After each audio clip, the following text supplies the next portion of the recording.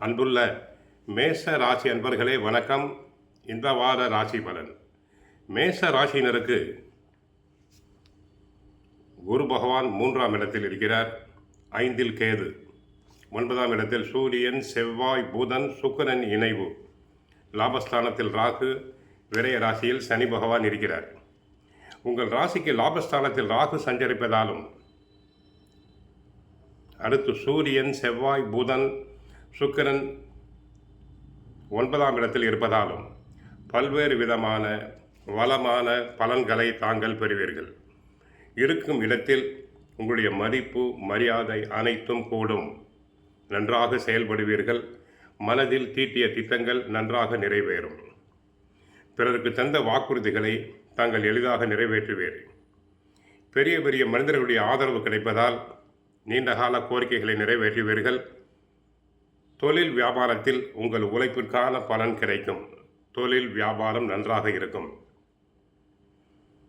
குரு வக்ரகதியில் இருப்பதால் பண வரவுகள் சிறப்பாக இருக்கும். தங்களுடைய தேவைகள் அனைத்தும் பூர்த்தியாகும். சிலருக்கு எதிர்பார்த்த பதவி உயர்வுகள் கிடைக்கலாம். வெளியூர் தொடர்புகள் மூலமாக அனுகூலமான பலன்கள் சிலருக்கு உண்டாகும். சிலருக்கு உடல் ரீதியாக இருந்த பாதிப்புகள் அனைத்தும் படிப்படியாக விலகும். மாணவியர்கள் நன்றாக படிப்பர். நல்ல மதிப்பெண்களை பெறுவர். போட்டித் தேர்வுகளில் கலந்து கொண்டு வெற்றி பெறுவர்.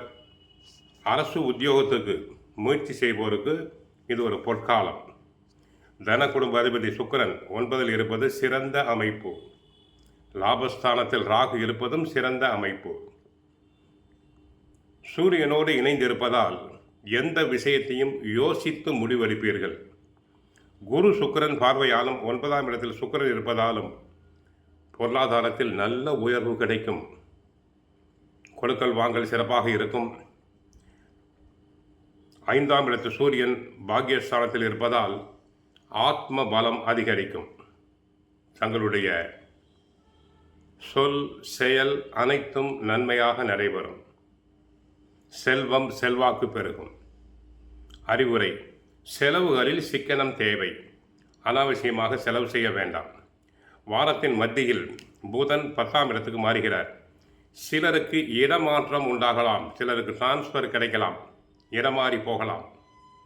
பிறர் விஷயங்களில் தலையிட வேண்டாம். தான் உண்டு, தன் வேலையுண்டு என்று இருக்க வேண்டும். பிள்ளைகள் விஷயத்தில் கவனம் தேவை. என்றால் 5ஆம் இடத்தில் கேது பகவான் இருக்கிறார். புத்திரஸ்தானத்தில் பிள்ளைகளுடைய உடல் நலனில் கவனம் தேவை. 13ஆம் தேதி மாலை 5:21 முதல் 16ஆம் தேதி காலை 5:48 வரை சந்திராஷ்டமம் உண்டு. வண்டி வாகனத்தில் செல்லும் போது கவனமாக செல்லுங்கள். கோவிலுக்கு சென்றால் முருகனை வழிபடுங்கள். வாழ்க வளமுடன். மங்களம் உண்டாகட்டும்.